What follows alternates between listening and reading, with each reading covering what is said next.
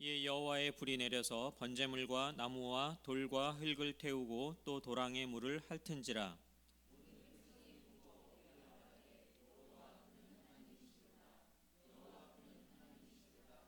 다 같이. 엘리야가 그들에게 이르되 바알의 선지자를 잡되 그들 중 하나도 도망하지 못하게 하라 하매 곧 잡은지라. 엘리야가 그들을 기손 시내로 데려다가 거기서 죽이니라. 아멘. 금요일 밤에 이곳에 오신 여러분들을 우리 주 예수 그리스도의 이름으로 환영하고 축복합니다. 특별히 성탄절을 앞두고 이렇게 금요일 밤에 세상 사람들은 불금이라고 하면서 어딘가에 가 있을 텐데, 여러분들은 이 자리에 나오셔서 또 하나님을 찬양하고 또 말씀을 듣고 기도하는 자리에 있다는 것만으로도 하나님의 은혜인 줄로 믿습니다. 우리는 지난주에 여호사밧 왕의 치명적인 실수라는 제목으로 살펴보았습니다. 선한 왕이었던 여호사밧 왕이 분별력 없이 북이스라엘의 우상을 섬기는 집단들과 통혼하면서 생기는 그런 혼란은 엄청난 것이었습니다. 이때 남유다의 여호사밧 왕이 상대했던 북이스라엘의 왕은 바로 아합 왕이었습니다. 이 아합 왕 때에 북이스라엘에서 활동했던 선지자가 오늘 우리가 살펴볼 바로 엘리야 선지자입니다. 구약에서 율법의 대명사 하면 모세입니다. 구약에서 또 선지자의 대명사 하면 바로 엘리야 선지자입니다. 그래서 예수님 당시에도 변화산상에서 예수님 좌우편에 섰던 인물들이 바로 모세와 엘리야였던 것입니다. 그만큼 엘리야는 우리에게 잘 알려진 선지자입니다. 오늘 그 선지자 엘리야는 어떤 사람이었고 또 어떤 사명을 입고 이 땅에 세움을 받았는지를 살펴보면서 하나님께서 오늘 우리에게 주시는 말씀을 듣기를 원합니다.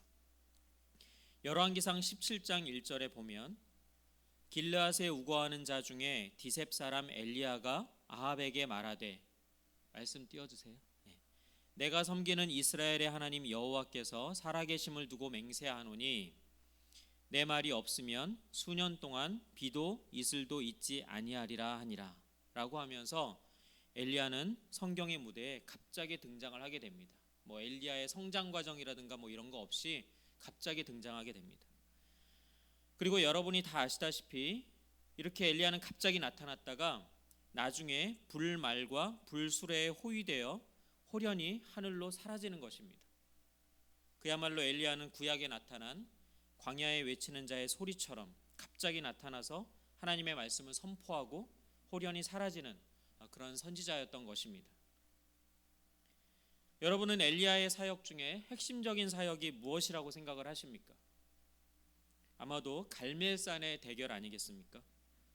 갈멜산에서 850명의 거짓 선지자들과 대결한 것이라고 할 수가 있습니다. 문제는 그 사건을 통해서 하나님께서 우리에게 말씀하시려는 핵심이 어디에 있는가 하는 것입니다. 많은 분들이 하늘에서 임한 그 불에 초점을 두고 우리도 이 밤에 불이 임하게 합시다 막 하면서 불 하면서 이렇게 거기에 초점을 맞추고 집회를 하는 경우가 많이 있습니다. 그러나 저는 개인적으로 그것이 핵심이 아니라고 생각을 합니다. 제가 생각하는 핵심은 엘리야의 부르짖는 기도의 내용이 나타나는데요. 엘리야는 바알 선지자 450명과 아세라 선지자 400명을 갈멜산에 모아놓고 혼자 맞짱을 뜨고 있는 상황입니다. 여기서 만약 엘리야가 기도했는데 아무 일도 안 일어나거나 아니면 잘못된 군중 심리를 건드리기만 해도 엘리야는 목숨을 잃을지도 모르는 상황입니다. 이 절체절명의 순간에 엘리야는 열왕기상 18장 36절 37절을 보면 아브라함과 이삭과 이스라엘의 하나님 여호와여, 주께서 이스라엘 중에서 하나님이신 것과 내가 주의 종인 것과 내가 주의 말씀대로 이 모든 일을 행하는 것을 오늘 알게 하옵소서. 이 백성에게 주 여호와는 하나님이신 것과 주는 그들의 마음을 되돌이키심을 알게 하옵소서 라고 엘리야는 여호와께 부르짖고 있는 것입니다. 바로 이 기도의 내용에 핵심적인 요소들이 들어 있습니다. 첫째는 엘리야가 이렇게 기도하죠. 아브라함과 이삭과 이스라엘의 하나님이라고 부르짖고 있습니다.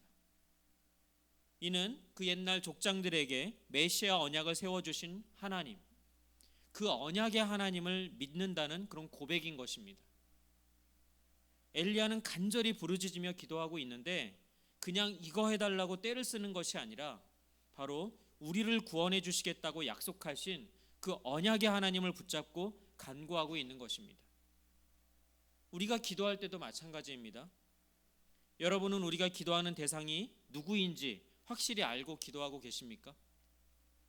무슨 우상에게 빌듯이 진짜 담임 목사님 지난번에 말씀하신 것처럼 지성이면 감천이다 막 하면서 열심히 막 이렇게 빌면 그게 아니지 않습니까? 우리가 기도하는 대상은 바로 언약의 하나님께 기도를 올려드린다라는 것입니다. 두 번째는 기도의 내용에 보니까 주는 그들의 마음을 되돌이키심을 알게 하옵소서 이렇게 말하고 있습니다. 즉, 이 타락한 백성들이 바알과 같은 우상을 섬기는 데서 메시아 언약 안으로 돌아오기를 원하시는 그런 하나님이심을 알게 해달라는 간구입니다. 바로 이것이 엘리야가 북이스라엘에게 보냄을 받은 그런 사명이었던 것입니다.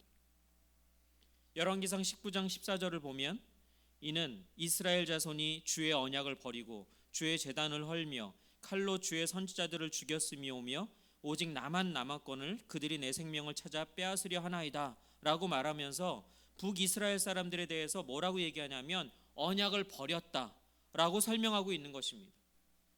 그런데 하나님은 이 언약을 버린 이 북이스라엘 사람들을 버리시기를 원치 않으시고 오히려 다시금 메시아 언약 안으로 돌아오기를 바라고 계신다는 것입니다. 창조주 하나님은 원래 심판을 즐겨 하시는 분이 아닙니다. 노아 시대 대홍수 심판 때도 오래 참으셨습니다. 오히려 회개하고 하나님께로 돌이키기를 바라시는 것이 하나님의 마음이라는 것입니다. 지금도 하나님은 우리에 대해서 정말 오래 참으시고 정말 오래오래 참으시고 계시는 것입니다. 엘리야는 그런 하나님의 마음을 백성들이 알게 되기를 원한다고 지금 기도하고 있는 것입니다. 엘리야는 선지자요 말씀의 대언자입니다. 성경의 주제가 요한복음 5장 39절에 보면 이 성경이 곧 내게 대하여 증언하는 것이니라 하신 바로 그리스도를 증언하는 데 있는 것과 같이 하나님께서 엘리야와 같은 선지자들을 세우셔서 증언하시고자 하는 그 핵심은 바로 메시아 언약 곧 복음이라는 것입니다. 왜냐하면 구원은 오직 예수 그리스도께 있기 때문입니다. 북이스라엘 백성들이 열왕기상 12장 16절에 보면 우리가 다윗과 무슨 관계가 있느냐 이새의 아들에게서 받을 유산이 없도다 라고 하면서 다윗 가문을 배척하고 떨어져 나가서 금송아지 우상을 섬기는 데까지 타락했습니다. 그런 북이스라엘을 메시아 언약 안으로 돌아오게 하시려는 이것이 바로 하나님께서 엘리야를 북이스라엘로 파송하신 목적이고 엘리야가 세움을 받은 주 사명인 것입니다. 엘리야는 지금 북이스라엘에 갑자기 나타나서 아합 왕에게 내 말이 없으면 수년 동안 비도 이슬도 있지 아니하리라 라고 말하고 있습니다. 이는 어떤 목사들이 성도들에게 하는 것처럼 사사로이 저주를 퍼붓고 있는 것이 아닙니다. 한국교회 일부 목사는 목사인 자기 말을 안 듣는다고 성도들에게 저주를 퍼붓는 그런 사람들이 있습니다. 혹시 여기 계신 여러분들 중에도 목사에게 그런 말을 직접 들어보신 분들 계시면 그런 저주에 매이지 마십시오. 오히려 생명의 말씀을 붙드시기 바랍니다. 언제나 사단은 우리를 속입니다. 거짓으로 두렵게 만들기도 합니다. 속으시면 안 됩니다. 그러나 생명의 말씀이 나에게 하시는 말씀이라면 내가 듣기 싫은 소리라도 내가 고쳐야 할 부분이라도 순종해야 한다라는 것입니다. 분별할 수 있기를 축원드립니다. 엘리야는 지금 자신이 하나님의 말씀의 대언자이기 때문에 하기 싫어도 목숨을 걸고 하는 말인 것입니다. 지금 엘리야가 아합 왕에게 하는 말은 잘못하면 자기 목숨이 날아가는 그런 말이에요. 지금 북이스라엘 사람들은 바알이라는 우상을 섬기고 있습니다. 바알은 농사가 잘 되게 비를 내려주는 신으로 믿고 숭배하고 있는 것입니다. 그런 북이스라엘 사람들에게 엘리야는 지금 우주 만물의 창조주요 주관자는 오직 여호와 하나님이심을 선포하고 있다라는 것입니다. 그리고 나서 엘리야의 행적을 보면 지금 엘리야가 갑자기 나타나서 아합 왕에게 비가 안 내릴 거다, 내 말이 있지 않으면 비가 안 내릴 거다 이렇게 얘기하고 나서 열왕기상 17장 2절 4절을 보면 여호와의 말씀이 엘리야에게 임하여 이르시되 너는 여기서 떠나 동쪽으로 가서 요단 앞 그릿 시냇가에 숨고 그 시냇물을 마시라. 내가 까마귀들에게 명령하여 거기서 너를 먹이게 하리라 라고 말씀하고 있습니다. 17장 안에는 여러분들 열왕기상 17장 안에는 읽어보시면 알겠지만 여호와의 말씀이라는 그 단어가 6번 나옵니다. 2절, 5절, 8절, 14절, 16절, 24절에 보면 여호와의 말씀이 6번이나 강조되어 있는데 말씀의 대언자인 이 선지자 엘리야 선지자가 숨는다라는 것은 바로 여호와의 말씀을 듣지 못하게 되리라는 뜻입니다. 이것은 1절에 열왕기상 17장 1절에 비도 이슬도 있지 아니하리라고 한 말씀과 연결되는 말씀입니다. 은혜의 단비는 말씀과 함께 임하는 것입니다. 그런데 말씀이 없으면 은혜의 단비는 내리지 않습니다. 이 점을 아모스 선지자는 이렇게 말씀하고 있습니다. 아모스 8장 11절을 보십시오. 주 여호와의 말씀이니라. 보라, 날이 이를지라. 내가 기근을 땅에 보내리니 양식이 없어 주림이 아니며 물이 없어 가람이 아니요 여호와의 말씀을 듣지 못한 기갈이라 라고 말씀하고 있는 것입니다. 이와 같이 엘리야는 이 땅에 하나님의 말씀의 대언자로서 은혜의 통로로 세움을 입었던 것입니다.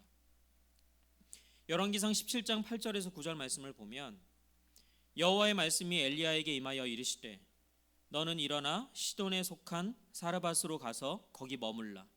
내가 그곳 과부에게 명령하여 너에게 음식을 주게 하였느니라 라고 말씀하고 있습니다. 우리 예수님께서는 이를 인용하셔가지고 누가복음 4장 25절 26절에 이렇게 말씀하셨습니다. 내가 참으로 너희에게 이르노니 엘리야 시대에 하늘이 3년 6개월 동안 닫혀 온 땅에 큰 흉년이 들었을 때에 이스라엘에 많은 과부가 있었을 때 엘리야가 그중 한 사람에게도 보내심을 받지 않고 오직 시돈 땅에 있는 사렙다의 한 과부에게 뿐이었으며 라고 말씀하고 있습니다. 시돈 땅이라고 하는 것은요 여호수아 정복 시대에 제대로 정복하지 못하고 계속해서 이방 땅으로 남겨져 있는 곳이었습니다. 그러니까 이 시렙다의 그 시돈 땅의 그 사렙다 한 과부는 이방 여인이란 뜻이죠. 이것은 이스라엘 땅에서는 선지자가 머리 둘 곳이 없었음을 나타내고 있는 것입니다. 예수님도 머리 둘 곳이 없다고 그런 말씀을 하신 적이 있습니다. 다시 말하면 이스라엘이 하나님께서 선택한 선민 이스라엘이 오히려 하나님의 말씀을 배척했다라는 뜻입니다. 엘리야가 사르밧 과부의 집에 가서 얼마간 지내게 됩니다. 엘리야가 사르밧 과부에게 하는 말이 열왕기상 17장 14절에 나옵니다. 보시면 이스라엘의 하나님 여호와의 말씀이 나 여호와가 비를 지면에 내리는 날까지 그 통의 가루가 떨어지지 아니하고 그 병의 기름이 없어지지 아니하리라 라고 말씀하고 있습니다. 당시 주변 상황은 비가 안 오는 가뭄이었습니다. 3년 6개월 동안 먹을 양식이 없는 그런 상황입니다. 사르밧 과부의 집도 마찬가지입니다. 마지막 식량밖에 없는 그런 상황이라고 성경은 이야기하고 있습니다. 그런 가정의 보냄을 받은 엘리야가 지금 하나님의 약속의 말씀을 전하고 있는 것입니다. 그 약속대로 실제로 그 집의 식량은 떨어지지 않습니다. 이렇게 하나님의 기적적인 은혜를 경험하고 있는 사르밧 과부의 가정은 얼마나 감사가 넘치고 은혜가 넘치고 평안했겠습니까? 남들은 가뭄에 막 허덕이고 있는데 자기 집에는 식량이 끊이질 않는 거예요. 엄청난 가뭄 속에서도 먹을 걱정 없이 하나님의 직접적인 보호하심을 경험하고 있었으니 얼마나 은혜가 넘치겠습니까? 그런데 갑자기 사건이 일어납니다. 열왕기상 17장 17절을 보십시오. 2일 후에 그 집 주인 되는 여인의 아들이 병들어 증세가 심히 위중하다가 숨이 끊어진지라 라고 말하고 있습니다. 모든 것이 좋았는데 갑자기 아들이 죽다니 말입니다. 우리도 인생을 살다 보면 이런 뜻밖의 일을 겪는 경우를 보게 됩니다. 하나님을 잘 믿고 있었는데, 신앙생활에 아무런 문제가 없었는데 갑자기 안 좋은 일들이 생기는 경우 말입니다. 이럴 때 제일 처음 생각하는 것이 무엇입니까? 내가 뭘 잘못했나? 그런 생각 아니면 하나님이 어떻게 나한테 이러실 수가 있지? 하는 그런 생각. 주로 이런 생각들 중에 하나일 겁니다. 나에게서 원인을 찾던가 하나님을 원망하던가 말입니다. 그러나 우리는 섣불리 판단할 수가 없습니다. 그런 상황에 처해 보면 각 사람의 믿음의 진실성이 드러나게 되는 경우가 많습니다. 이어지는 말씀을 통해서 하나님께서 우리에게 하시고자 하는 말씀의 의미를 깨닫게 되기를 바랍니다. 열왕기상 17장 22절에 보면 여호와께서 엘리야의 소리를 들으심으로 이 아이의 혼이 몸으로 돌아오고 살아난지라 라고 말하고 있습니다.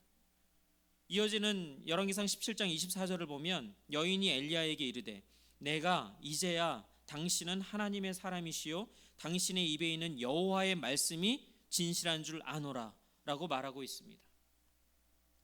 이 사르밧 과부는 이제야 깨달은 것입니다. 무엇을 말입니까? 여호와의 말씀의 그 진실성을 이제야 깨닫는 것입니다. 이 가뭄 속에서 일용할 양식을 공급해 주시는 하나님을 경험할 때는 실제로는 몰랐다라는 것입니다. 통의 가루가 없어지지 아니하고 병의 기름이 없어지지 아니할 때 이것이 기적 아닙니까? 그런데도 이 사르밧 과부는 여호와 하나님을 진실로 믿지 못했었다라는 것입니다. 우리 모습과도 같습니다. 하나님께서 우리에게 평소 베풀어 주시는 은혜가 하나님께서 베푸신 기적임에도 불구하고 우리는 믿지 못하고 있는 것입니다. 의식주가 해결되고 있다는 것이 우리에겐 더 이상 기적도 아니고 하나님의 은혜도 아닌 것처럼 보이는 것입니다. 지금 우리가 누리고 있는 모든 것이 하나님의 은혜이고 기적임을 잊지 않으시는 저와 여러분들 되시기를 축원드립니다. 여기서 또 중요한 부분이 있습니다. 여호와의 말씀이 진실한 줄 아노라. 지금 이 여인이 한 말, 여호와의 말씀이 진실한 줄 아노라. 뭐가 진실하냐는 거죠. 그 핵심이 무엇인가라는 말입니다. 그것은 통에 밀가루가 다하지 아니하리라, 병에 기름이 없어지지 아니하리라. 그것도 중요하겠지만 그게 핵심은 아니라는 것입니다. 그런데 사람들의 관심은 온통 밀가루와 기름과 오병이어 그런 기적에 쏠려 있다라는 것입니다. 우리를 포함한 한국교회의 관심이 온통 먹고 사는 데 있지 않습니까? 물론 중요합니다. 그러나 그것보다 더 중요한 진실한 여호와의 말씀의 핵심은 바로 아브라함과 이삭과 이스라엘의 하나님, 즉 믿음의 선친들에게 세워주신 그 메시아 언약이, 즉 복음이 진실한 여호와의 말씀이라는 것입니다. 그래서 여호와 하나님께서는 그들의 마음이 언약 안으로 돌아오기를 원하신다라고 엘리야가 기도할 때 아까 그렇게 기도했죠. 그들의 마음이 언약 안으로 돌아오기를 원하시는 그런 하나님임을 알게 해달라고 기도했습니다. 주님은 죽은 나사로를 무덤에서 살려내실 때 요한복음 11장 42절에서 44절을 보면 항상 내 말을 들으시는 줄을 내가 알았나이다. 그러나 이 말씀하옵는 것은 둘러선 무리를 위함이니 곧 아버지께서 나를 보내신 것을 그들로 믿게 하려 함이니이다. 이 말씀을 하시고 큰 소리로 나사로야 나오라 부르시니 죽은 자가 수족을 배로 동인 채로 나오는데 그 얼굴은 수건에 쌓였더라 합니다. 이 말씀의 의미가 무엇입니까? 사람들의 시선은 온통 죽은 지 나흘 만에 살아난 나사로에게 집중이 되어 있습니다. 그러나 예수님의 목적은 그것을 통해서 예수님이 하나님의 아들로 이 땅에 보냄을 받은 자라는 것을 믿게 하려는 데 있었다고 이야기하고 있는 것입니다. 사람들은 예수 그리스도를 바라보아야만 하는 것입니다. 이 사건을 통해서 예수님이 하나님께서 보내신 그리스도라는 점이 입증된 것이기 때문입니다. 우리도 그럴 때가 많습니다. 우리의 시선이, 우리의 초점이 하나님께 있는 것이 아니라 그분이 주시는 선물에 시선이 가 있고 초점이 맞춰져 있다는 것입니다. 저와 여러분들의 시선이 주님께로 고정되어 있기를 축원드립니다. 같은 맥락에서 엘리야는 열왕기상 18장 19절을 보면 그런즉 사람을 보내 온 이스라엘과 이세벨의 상에서 먹는 바알의 선지자 450명과 아세라의 선지자 400명을 갈멜산으로 모아 내게로 나오게 하소서 한 후에 백성들에게 선언합니다. 이제 드디어 그 유명한 엘리야의 갈멜산 전투를 하려는 상황입니다. 열왕기상 18장 21절을 보면 엘리야가 모든 백성에게 가까이 나아가 이르되 너희가 어느 때까지 둘 사이에서 머뭇하려느냐. 여호와가 만일 하나님이면 그를 따르고 바알이 만일 하나님이면 그를 따를지니라 하니 백성이 말 한마디도 대답하지 아니하는지라 합니다. 무슨 얘기입니까? 아멘 하는 자가 없다라는 것입니다. 지금 우리랑 비슷하지 않습니까? 하나님의 말씀이 선포되면 아멘으로 화답해야 마땅하지 않습니까? 예. 근데 아무도 이 백성이 엘리야의 선포하는 말에 아무 말도 안 한다라는 거예요. 어쩌면 이렇게 똑같습니까, 우리랑? 그죠? 그러니까 이기는 쪽으로 붙으려고 하는 거죠, 지금. 엘리야는 이제부터 여호와가 하나님이심을 입증하려는 것입니다. 열왕기상 18장 28절 29절을 보면 바알 선지자들과 아세라 선지자 850명이 하는 행동들이 묘사되어 있는데 보십시오. 이에 그들이 큰 소리로 부르고 그들의 규례를 따라 피가 흐르기까지 칼과 창으로 그들의 몸을 상하게 하더라. 이같이 하여 정오가 지났고 그들이 미친 듯이 떠들어 저녁 소재 드릴 때까지 이르렀으나 아무 소리도 없고 응답하는 자나 돌아보는 자가 아무도 없더라 합니다. 아무 일도 안 일어났습니다. 이어서 36절에서 37절을 보면 저녁 소재 드릴 때에 이르러 선지자 엘리야가 나아가서 말하되 아브라함과 이삭과 이스라엘의 하나님 여호와여 주께서 이스라엘 중에서 하나님이신 것과 내가 주의 종인 것과 내가 주의 말씀대로 이 모든 일을 행하는 것을 오늘 알게 하옵소서. 여호와여 내게 응답하소서. 내게 응답하소서. 이 백성에게 주 여호와는 하나님이신 것과 주는 그들의 마음을 되돌이키심을 알게 하옵소서 하매. 그리고 38절 이어서 보면 이에 여호와의 불이 내려서 번제물과 나무와 돌과 흙을 태우고 또 도랑의 물을 핥은지라 모든 백성이 보고 엎드려 말하되 여호와 그는 하나님이시로다. 여호와 그는 하나님이시로다 하니 이렇게 말하고 있습니다.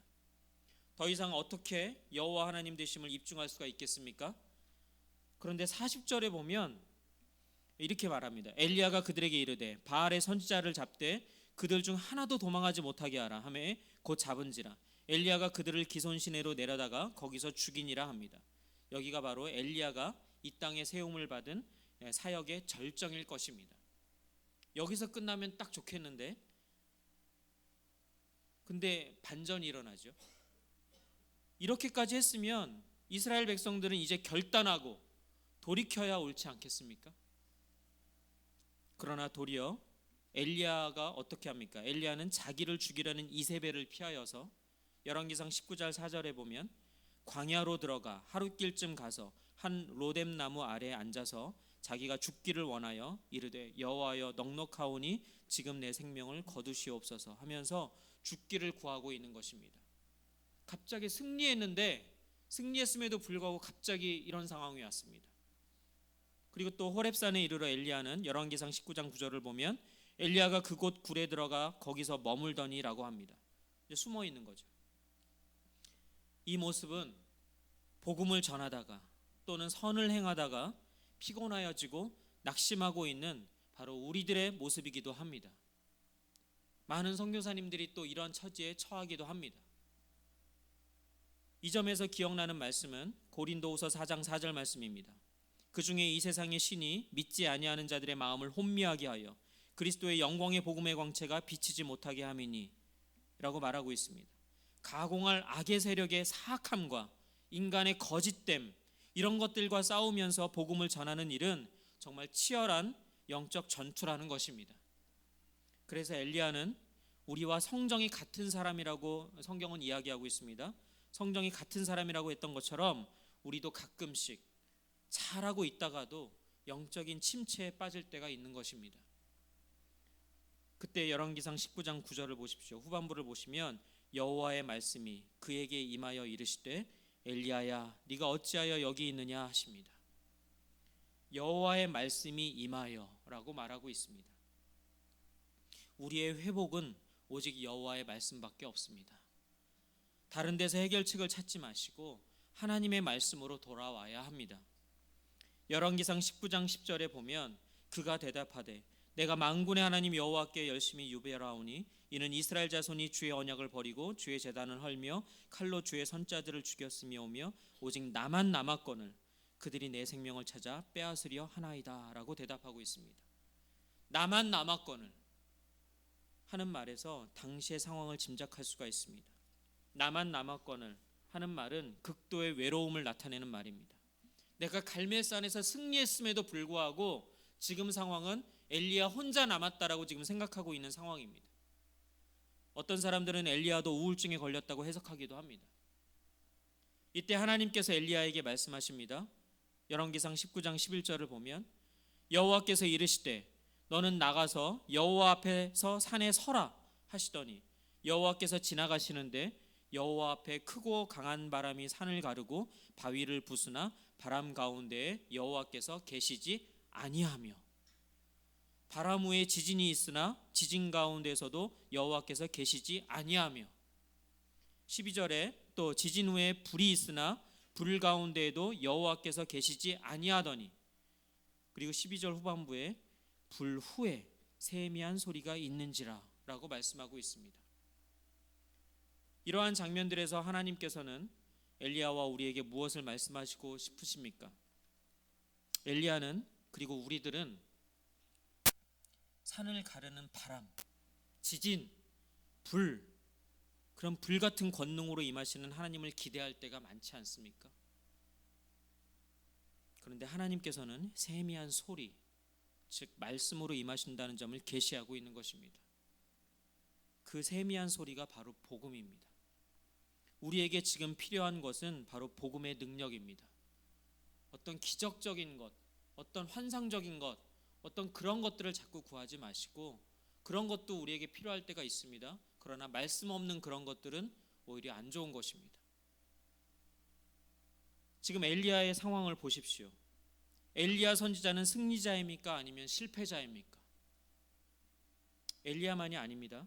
북이스라엘과 남유다의 멸망을 막은 선지자는 한 사람도 없었습니다. 그렇다면 그 모든 선지자들은 실패자입니까? 하나님의 아들 그리스도께서 십자가에 못 박히는 현장에 제자들의 모습은 보이지 않았습니다. 예수님이 잡혀가는 순간에 다 도망가고 말았습니다. 예수님 주위에 아무도 없었다라는 것입니다. 그러면 예수님은 실패자입니까? 바울의 경우는 어떠했습니까? 그는 마지막 서신서 디모데후서 4장 16절을 보면 내가 처음 변명할 때에 나와 함께 한 자가 하나도 없고 다 나를 버렸으나 그들에게 허물을 돌리지 않기를 원하노라 라고 말하고 있습니다.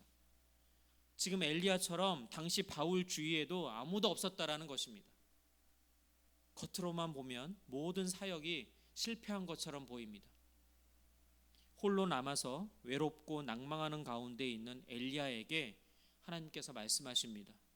열왕기상 19장 18절을 보면 그러나 내가 이스라엘 가운데에 7,000명을 남기리니 다 바알에게 무릎 꿇지 아니하고 다 바알에게 입맞추지 아니한 자니라 라고 말씀하고 있습니다. 인간은 낭망하고 있지만 하나님께서는 우리에게 남은 자가 있다라는 소망을 말씀하고 계십니다. 송아지 우상을 섬기는 북이스라엘에게 바알에게 무릎을 꿇지 아니한 자 7,000명이 남아 있었다니요. 이들은 과연 어디에 있던 자들입니까? 제가 생각할 때 갈멜산의 영적 대결투에서 여호와 하나님의 임재의 표징을 보고 마음을 돌이켜서 메시아 언약 안으로 들어온 자들이 아니겠습니까? 엘리야가 원래 그렇게 기도했지 않습니까? 엘리야는 당시에 엄청 큰 영적인 승리를 거두고 850명의 거짓 선자들을 죽였지만 자기 외에 언약 안으로 돌이킨 남은 자들을 알지를 못하고 보지를 못함으로 말미암아 낭망하고 있었다라는 것입니다. 자기 혼자밖에 없다. 그러나 하나님께서는 그들을 보고 계셨습니다. 남은 자들을 보고 계셨던 것입니다. 우리 또한 여러 가지 사역을 했지만 열매가 보이지 않아서 낭망할 때가 있습니까? 나 혼자 하는 것 같아서 힘들고 외로울 때가 있습니까? 그러나 낭망하지 마십시오. 여러분들이 하는 그 사역으로 말미암아 분명히 영향을 받고 하나님께로 돌이키는 사람들이 있을 것임을 오늘 하나님께서는 우리에게 말씀해 주고 있는 것입니다. 우리가 보지 못할지언정 분명 우리가 전하는 그 복음을 듣는 사람들이 있다라는 것입니다. 그래서 우리는 우리에게 주어진 사명에 게으르면 안 된다라는 것입니다. 하나님께서 주신 이 사명에 충성된 저와 여러분들 되시기를 주님의 이름으로 축원드립니다. 이제 엘리야가 갈 때가 되었습니다. 따라서 오늘 말씀도 정리할 때가 되었습니다. 엘리야가 가는 장면을 살펴보면 열왕기 하 2장 1절을 보면 여호와께서 회오리 바람으로 엘리야를 하늘로 올리고자 하실 때에 엘리야가 엘리사와 더불어 길갈에서 나가더니 합니다. 그리고 불수레와 불말로 호위하여서 하늘로 데려가십니다. 그런데 어찌해서 불수레와 불말로 호위해서 데려가시는 것입니까? 이에 대한 해석을 엘리야를 데려가시기 전에 드러내신 상황들을 통해서 유추할 수가 있습니다. 하나님께서는 엘리야를 곧바로 데려가신 것이 아니라 열왕기와 2장을 보면 길갈을 거쳐서 베델을 거쳐서 여리고를 거쳐서 요단 등으로 거쳐서 보내신 다음에 하늘로 올리우십니다. 근데 보내시는 곳마다 열왕기와 2장 3절 5절 7절을 보면 이렇게 얘기하고 있습니다. 선지자의 제자들이 엘리사에게로 나와 그에게 이르되 여호와께서 오늘 당신의 선생을 당신의 머리 위로 데려가실 줄을 아시나이까? 하면서 선지자의 제자들이 나타난다는 점입니다. 그런데 당신은 시대적으로 최악의 암흑시대 상황이지 않았습니까? 정말 악했던 아합 왕과 그 부인 이세벨이 버티고 앉아있는 북이스라엘이 얼마나 우상을 숭배하고 백성들이 타락했겠습니까? 이런 상황에서 선지자의 제자들이 있었다는 것도 놀라운 일입니다. 이들이 아마 남은 자들의 일부가 아니었던가 생각할 수가 있습니다. 또한 이런 암흑기의 상황에서 선지자의 제자들이 어떻게 메시아 언약을 수호할 수가 있겠습니까? 우리도 요즘 사회에서 기독교를 개독교라고 부르는 시대에 살면서 사회생활 하다 보면 괜한 압박을 받지 않습니까? 그리스도인이라고 내세우기도 힘들지 않습니까? 하물며 적극적으로 나서서 복음을 수호하기 위해 뭔가를 하기가 어려운 세상 아닙니까? 그 당시도 그랬다라는 것입니다. 그 압박이 지금보다 더 심하면 심했지 결코 선지자의 제자로 살기가 좋은 세상이 아니었다라는 것입니다. 선지자의 제자들이 밥 벌어 먹기도 어려웠던 장면들이 나중에 엘리사 때 장면에도 나옵니다. 따라서 하나님께서 엘리야를 데려가시는데 그냥 데려가시지 않고 여러 곳에 있는 선지자의 제자들에게 보이신 다음에 불수레와 불말로 호위해서 하늘로 올리시는 이유는 결국 무엇이겠습니까? 하나님께서는 선지자의 대표작 격인 엘리야를 열왕기하 2장 11장에서 보듯이 불수레와 불말들이 두 사람을 갈라놓고 엘리야가 회오리 바람으로 하늘로 올라가더라 한 이 장면을 통해서 선지자의 제자들에게 보여줌으로써 용기를 주고 격려하고 계시는 것이라고 할 수가 있는 것입니다. 또한 불수레와 불말들에 호위되어서 승천했다라는 것은 바로 승리한 개선장군임을 나타내고 있는 그런 의미를 가지고 있습니다. 따라서 엘리야를 비롯한 여러 선지자들은 그리고 외롭게 사역하시는 여러분들은 결코 패배자가 아니라는 것입니다. 이것은 결국에 열왕기상 17장 2절 5절 8절 14절 16절 24절 6번이나 강조되어 있는 여호와의 말씀의 승리를 뜻하는 것이기도 합니다. 그러니 여러분들도 낭망하지 마시고 우리에게는 엘리야가 아니라 예수 그리스도께서 계십니다.